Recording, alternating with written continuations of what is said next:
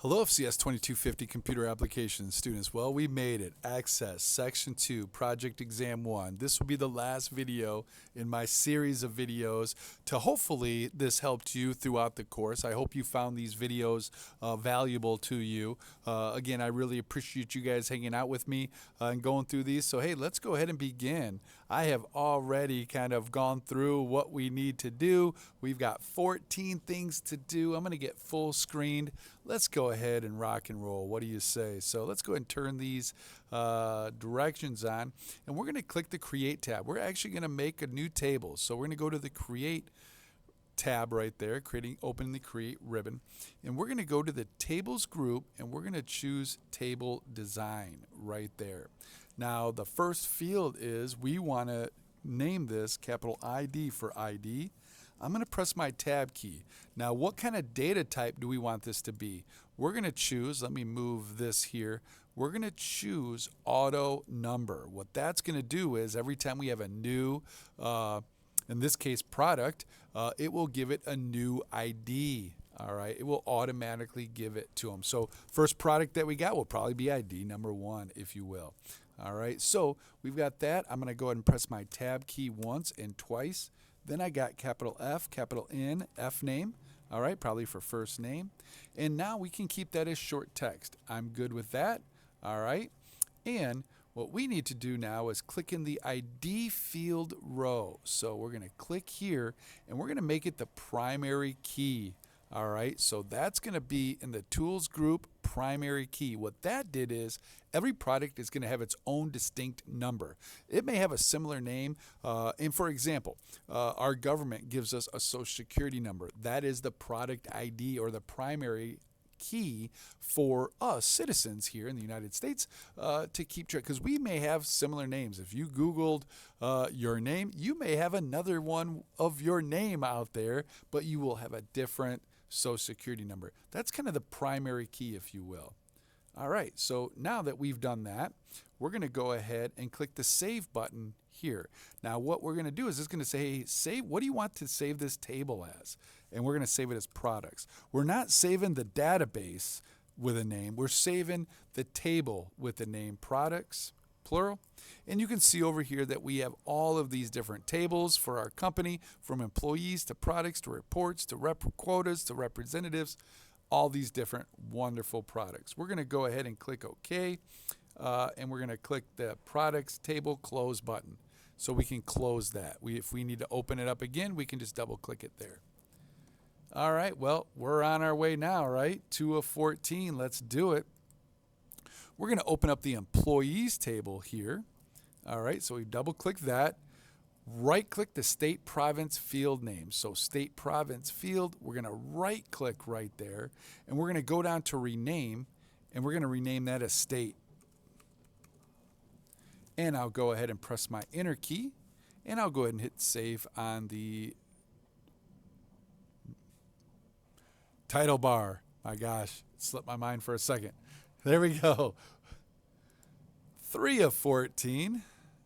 We are going to keep our employees table open. We're going to select the zip postal code column. So we've got that. And we're going to go and we're going to click the tables field. Now that we've selected that, we're going to go to the name and caption, and we're going to change the caption to zip code, Z-I-P, all capital letters, capital C-O-D, zip code. All right, and then we'll go ahead and let me move this because we need to click OK there. You should now see it called zip code here. I'll hit my save button there in the title bar. There we go, got it right that time. And we'll close that there. We'll choose next. And with the employees table open, we're going to go ahead and click the default value. We're going to click the state field row, so let's start there. We're going to click the default value button in the properties group on the tables field. Tables field, properties, default value. And we're going to type in WY. I think for Wyoming, great state, always want to go. My aunt lived there for a little bit. And we're going to go ahead and choose save on the title bar there. Again, by default, we'll have Wyoming. You can change that though, just to let you know it's not set in stone. 5 of 15, or 14, excuse me. With the employees table open, we're there. We're going to right click the country region. Again, you can't see the entire name, but if you go between the two, you can double click. We learned that in other lessons. I can right click on that now, and we're going to delete that field. All right, it is gone. I'm going to hit my save key there. And we'll close that answer key. And we're moving right along. With the employees table open, I'm going to click in here to activate it. Click the city column heading. City column heading. We're going to select the number 255 in the property section of the tables field.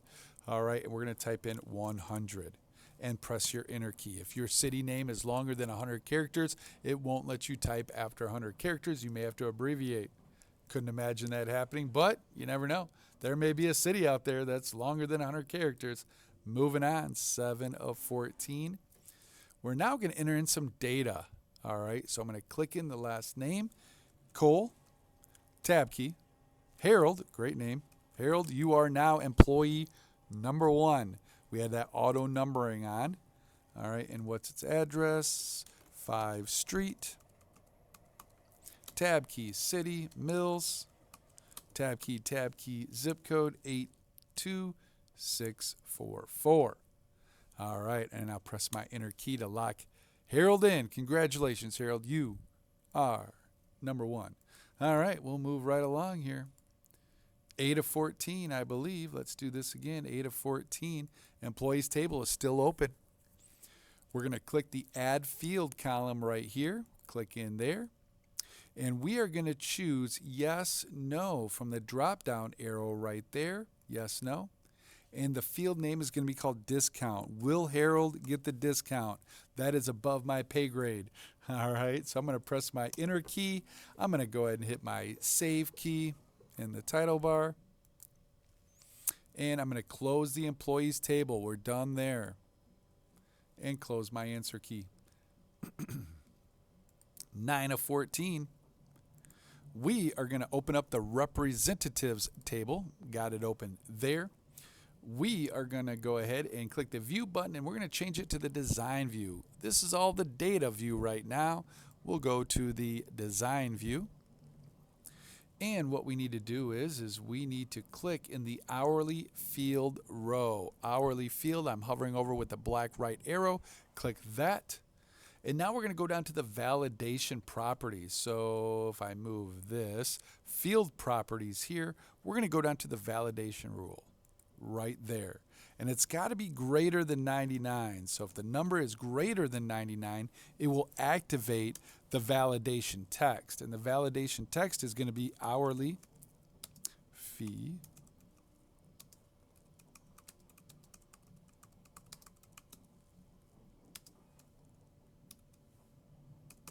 Okay, I'm just going to double check that. Hourly fee must be greater than $99. And I think I have that there. All right, that's what we need right there. I'm going to go ahead and hit the save button on the title bar. And now underneath this direction here, this came up, this data integrity rule. Well, we've changed some stuff. Some data might be already existed. Well, if the data is greater than 99, this will pop up. So I'm cool with that. We'll hit yes. All right, and I'll hit save one more time, and we'll close that, and we'll move along.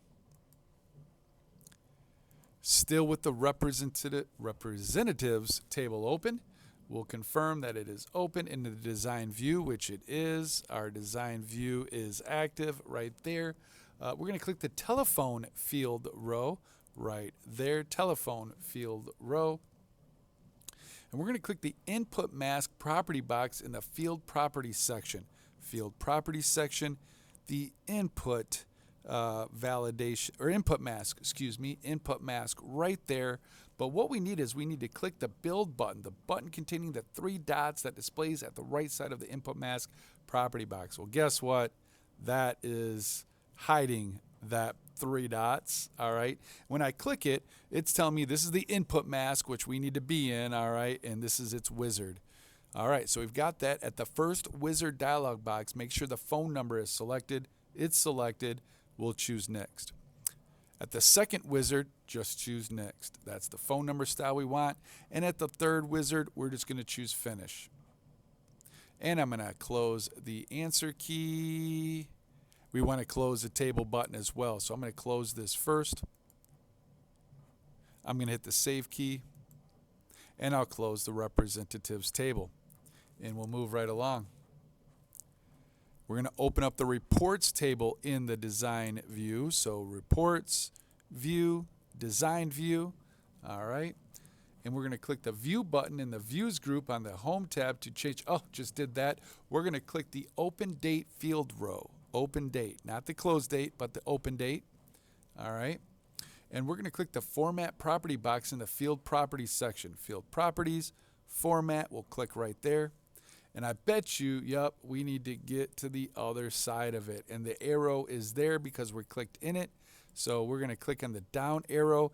And we need to choose what here? We need to choose the medium date, which is right here.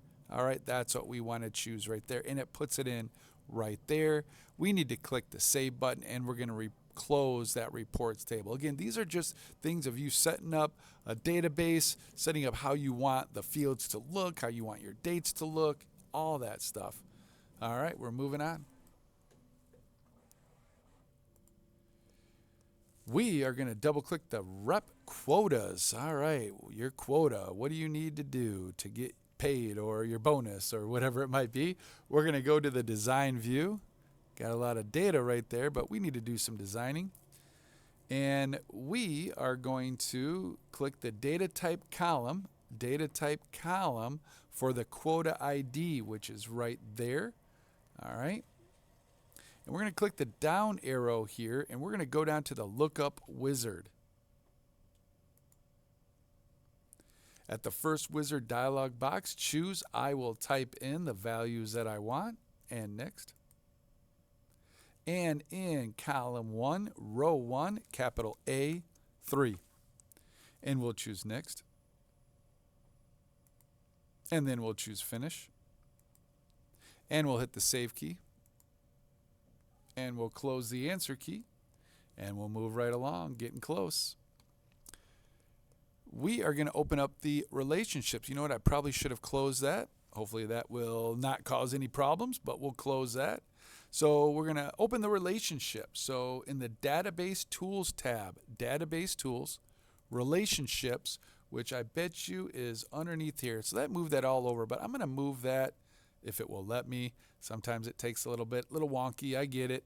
And it's continuing to move. I want to move it a little bit more. I'm good right there. Hopefully it will stay. I'm going to click into here. So now let's go. So we're going to click reports over here in our add tables, and you can choose add selected table here. You can also, we need representatives as well. You can also just double click and it adds it. And we also want our rep quotas. So we're going to do some relationship between these three tables. All right. So now that we have that, we're going to drag the rep ID field from the representative table field list box to the rep ID field in the reports table field box. So we'll start with our representative. Okay, we're going to click and drag that over to the reports field for the rep ID. It's going to bring up our edit relationships. I just want to make sure that I have my representative table as well as my reports table. All right, both with the information I need. At the Edit Relationship dialog box, click the Enforce Referential Integrity. We also want to cascade update related fields and cascade deleted or delete related fields as well. And we'll go ahead and choose Create. That will have one-to-many relationship. The same one representative can have multiple reports. All right, let's go ahead and close this. I'm also going to go ahead and hit my Save key here and choose Next. And with this still open, all right, we're going to drag the rep ID field from the representative table field over to the rep ID in the rep quotas. So we're just going to drag, drop it there.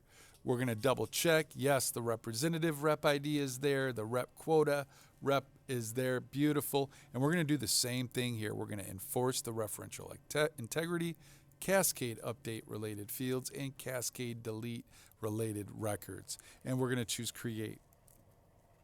All right. I'm going to hit save right there. I'm going to close the relationship window, and I'm going to close the answer key. And I am going to check answer. The time has come. Insert Jeopardy theme music here.